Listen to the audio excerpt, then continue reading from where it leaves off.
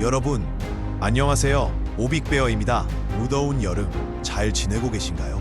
모두 건강하시길 바라겠습니다. 오늘은 지혜의 족보 정주행 시리즈 6번째 영상인데요. 제가 제일 좋아하는 전기의 금융화 주제이니만큼 캐릭터를 바꿔보았습니다. 영상을 보통 3분 내외로 만들려고 하는데요. 오늘 주제는 너무 중요하고 내용이 많아서 조금 길게 제작되었습니다. 양해 부탁드리고 꼭 끝까지 시청해주세요. 마지막 부분에 하이라이트가 있습니다. 그럼 출발합니다. 비트코인은 전기를 얼마나 쓸까? 많은 사람들이 이렇게 묻습니다. 그런데 이 질문은 다음과 같이 바뀔지도 모릅니다. 비트코인 채굴할 남는 전기 어디 없나? 오태민 작가는 한때 스타트업을 운영하면서 망한 채굴업체의 장비를 사들여 서초 사무실에 직접 전기 승합 요청까지 해서 2년간 채굴기를 운영한 경험이 있습니다. 엄청난 열기와 소음, 대한민국에서 이런 경험을 가진 사람은 솔직히 손에 꼽힐 정도일 겁니다. 이후 오태민 작가는 한국전력으로부터 비트코인에 대해 기고를 해달라는 요청을 받았습니다. 그래서 썼던 글의 제목은 바로 일물일가. 이 글은 비트코인을 사야 하나요? 같은 질문에는 답하지 않았습니다. 대신 이런 메시지를 던졌죠. 비트코인은 전기를 통해 전 세계 전기요금을 하나로 만든다. 당시 전 세계 비트코인 채굴의 40%가 중국에서 이루어지고 있었습니다. 왜냐고요? 중국에서는 부패로 인해 발전소와 채굴업자가 시장가가 아닌 비정상적인 가격으로 전기를 거래하는 일이 흔했기 때문입니다. 이런 채굴은 생태계를 오염시킵니다. 비트코인의 분산성과 투명성 철학에 반하는 거죠. 게다가 네이먼구에서 홍수가 났을 때 단 하루 만에 비트코인의 해시파워 15%가 증발했습니다. 그러니 이후에 중국이 취한 비트코인 채굴 금지령은 어떻게 보면 오히려 비트코인 생태계에는 좋은 소식이었던 거지요. 비트코인을 비판하는 사람들은 에너지 낭비라는 말을 참 많이 씁니다. 하지만 이렇게 생각해보면 어떨까요? 실체를 보고 있는가? 아니면 겉만 보고 판단하는가? 비트코인은 에너지와 연결된 가장 효율적인 금융 시스템입니다. 지구를 위한다는 착각이라는 책에서도 말하듯 진짜 친환경은 이념이 아니라 효율에서 나옵니다. 전기는 낮에 남고 밤에 모자라죠. 기술로는 낮의 전기를 밤으로 옮길 수 있습니다. 그런데 계절은 다릅니다. 여름 전기를 겨울에 쓰려면 그건 금융의 영역입니다. 남을 때 장부에 기록하고 모자랄 때 가져다 쓰는 것. 이게 바로 보험이고 금융입니다. 이 개념을 기술이 아닌 디지털 자산이 이제 구현하고 있는 것이죠. 모든 발전소가 비트코인을 채굴할 필요는 없습니다.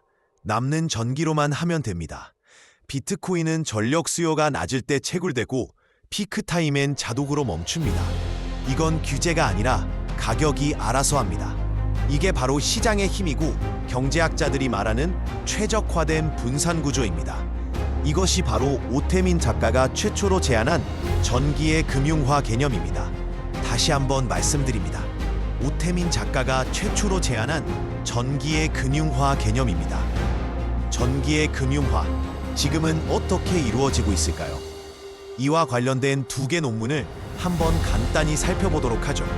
첫 번째 논문은 비트코인을 전력망 안정화 자산으로 보았고, 두 번째 논문은 비트코인을 자원화의 도구로 보았습니다. 첫 번째 논문은 오태민 작가가 소개한 논문이기도 합니다. 이 논문에서는 비트코인 채굴이 이제는 좌초 에너지를 활용하고 풍력과 태양광을 도와주고 전력망의 안정성까지 책임질 수 있다고 해요. 비트코인 채굴이 전기를 즉각 끊을 수 있고 초단위로 응답이 가능하고 전력망 수요에 따라 탄력적으로 움직일 수 있다는 점에서 전력망에 제어 가능한 부하 자원이 될 수 있다고 말합니다. 기존 산업은 몇 시간이나 준비해야 전력을 줄일 수 있는데 비트코인 채굴은 1초면 오케이. 자, 이게 그냥 이론만은 아니에요. 진짜 현실에서 벌어진 이야기. 2022년 겨울 미국 텍사스에 겨울 폭풍이 덮쳤을 때 전력 수요는 폭등하고 정전 위기가 왔습니다. 그때 비트코인 마이너들이 전력 소비를 무려 91.5% 줄였어요. 구체적으로는 전력 소비를 1530메가와트에서 130메가와트까지 줄였고 추가로 무려 75메가와트의 응답 예비력까지 제공했죠. 그 결과 텍사스 전력망 무사히 살아남았죠. 게다가 놀라운 건 이 마이닝이 메탄가스를 줄이는 역할도 할 수 있다는 거예요. 석유 채굴 때 나오는 플레어 가스, 그냥 태우면 메탄 그대로 방출되지만 그걸 채굴 업체가 받아서 전기로 쓰면 1년에 CO2를 210만 톤 줄일 수 있어요. 또 하나, 재생에너지랑도 궁합이 너무 좋아요. 풍력은 바람 없으면 멈추고, 그래서 남는 전기가 많아요. 이때 마이닝은 그 전기를 싹 가져가서 쓸 수 있는 유일한 산업이에요. 즉, 재생에너지의 단점까지 커버 가능. 국제에너지기구는 2030년까지 수요 반응 역량을 10배로 늘려야 한다고 했어요. 그중 비트코인 마이닝은 가장 유연하고 빠른 대안 중 하나죠. 2050년이면 미국 전기의 80%가 풍력이나 태양광이 될 거라는데, 이런 유연한 부하가 없으면 절대 감당 못하겠죠. 다음으로 두 번째 논문을 볼까요? 두 번째 논문에서도 첫 번째 논문과 같이 비트코인을 활용한 전기의 금융화를 모네타이제이션이라는 용어로 표현하고 있는 게 흥미롭습니다. 이 논문에서는 비트코인 채굴은 에너지 소비가 많고 환경에 안 좋다는 비판이 많지만, 버려지는 에너지 활용과 지속 가능성 측면에서 새로운 가능성이 있다는 문제 제기로 시작합니다.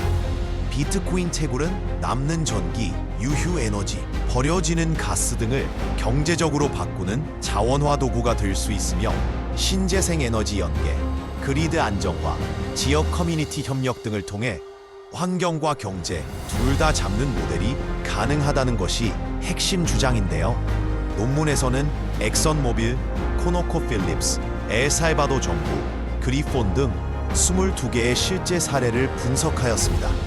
22개의 사례를 크게 자원화, 그리드 안정화, 지속가능 채굴 기술, 커뮤니티 통합으로 나누어서 보았습니다.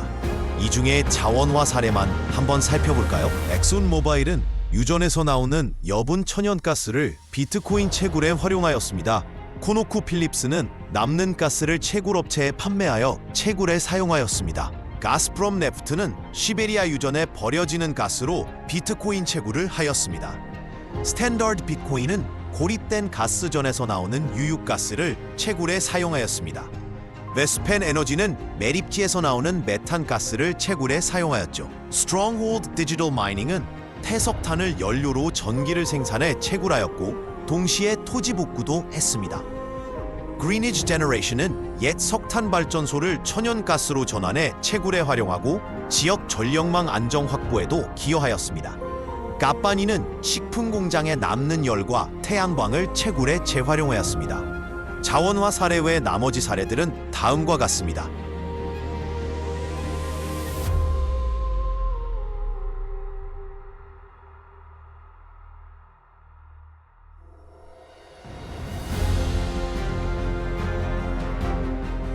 논문은 결론적으로 비트코인 채굴은 기존 에너지 산업의 폐기물을 수익화하는 혁신적 도구가 될 수 있으며, 환경 보호, 경제 수익, 기술 발전, 지역 경제 활성화를 동시에 달성할 수 있는 지속 가능한 디지털 비즈니스 모델이 가능하다는 것을 말하고 있습니다. 논문에서 조사한 22개 사례는 단순 채굴을 넘어 탄소 감축, 폐열 재활용, 에너지 최적화, 지역 상생까지 보여주는 미래형 디지털 비즈니스 모델의 실사판들이죠. 세계적으로 진행되고 있는 채굴 프로젝트, 한국에 적용해보면 어떨까요? 오태민 작가가 오래전부터 한국전력이 남는 전기로 비트코인을 채굴하자는 아이디어를 제안한 바 있습니다. 그리고 이제 그 아이디어를 진지하게 실증한 논문이 나왔습니다. 2024년 말 기준 한국전력은 205조 원의 부채를 안고 있습니다. 전기요금은 정치적 이유로 못 올리고, 에너지 가격은 오르고, 고래 싸움에 에너지 공기업은 속수무책이죠. 한편 전국 각 가정의 태양광 설비에서 생산된 전기 중 일부는 사용되지 않고 버려집니다. 순미터링 이후 남는 이 잉여 전력은 그냥 사라지고 있는 겁니다. 연구팀은 질문합니다. 이 전기를 그냥 버릴 게 아니라 비트코인 채굴에 쓰면 어떨까? 이번 논문의 목적은 각 가정에 설치된 태양광 설비의 잉여 전력을 비트코인 채굴에 활용할 경우 수익이 얼마나 발생하는지를 실제 데이터로 계산해보는 것이었어요. 2021년부터 2023년까지 전국 월별 지역별 잉여 전력 데이터를 사용하였고, 거기에 비트코인 1일 시세, 해시레이트와 같은 비트코인 네트워크 데이터를 사용했습니다. 전력 손실도 한국전력 기준 전력 손실률인 3.59%를 적용했고, 운영 가능한 채굴기 수는 평균 3565대, 최대 45,439대를 적용했습니다.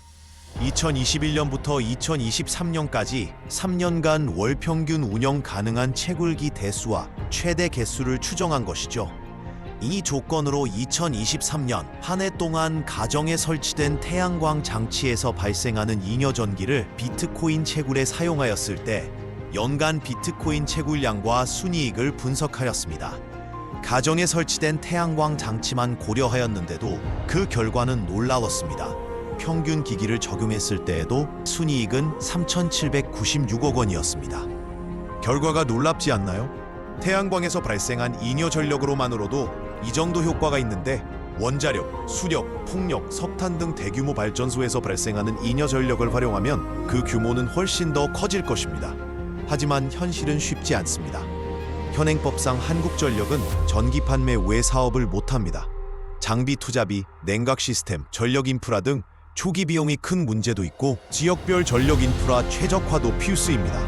그래서 법 개정, 제도적 기반 마련, 민간 위탁 모델이 선행되어야 해요. 이번 논문은 잉여 전기와 비트코인 채굴을 연결해 실제로 한국에서 얼마나 수익이 발생할 수 있는지 처음으로 분석한 자료예요. 오태민 작가가 제안했던 남는 전기를 수익화하고 한국전력의 부채를 완화하며 국가 차원의 자산 전략으로 연결하는 길을 보여준 거죠.